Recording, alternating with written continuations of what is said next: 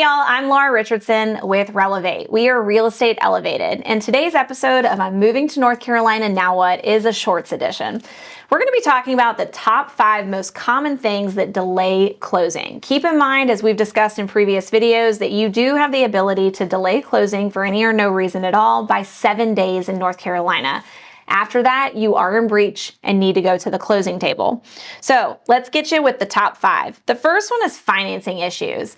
Often we see people get super excited right before closing and they make some big purchases. Keep in mind, the only big purchase you should be making is your house. Do not open new lines of credit, go buy a new car, or even things for the house like new furniture. Often this messes with your credit score and can sometimes even prevent you from getting lending at all. The second one is that the title search shows an issue. That's a good one.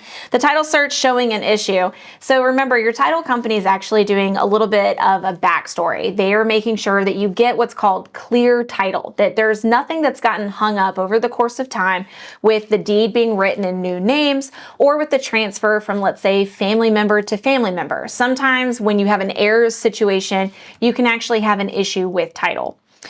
The third one is paperwork not being signed correctly. We do live in a time period where POAs or having somebody sign on your behalf or even guardianships can happen.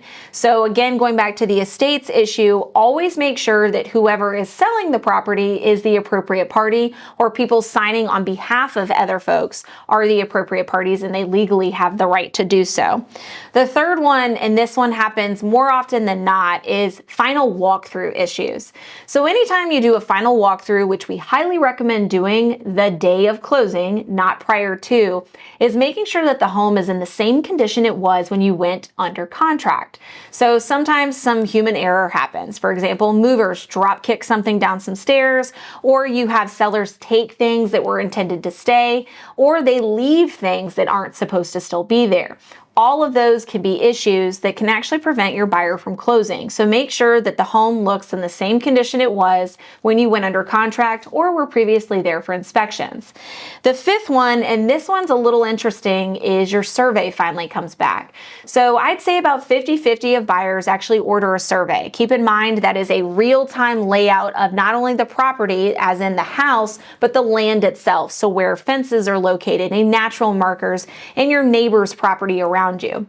You want to make sure you look for something called an encroachment.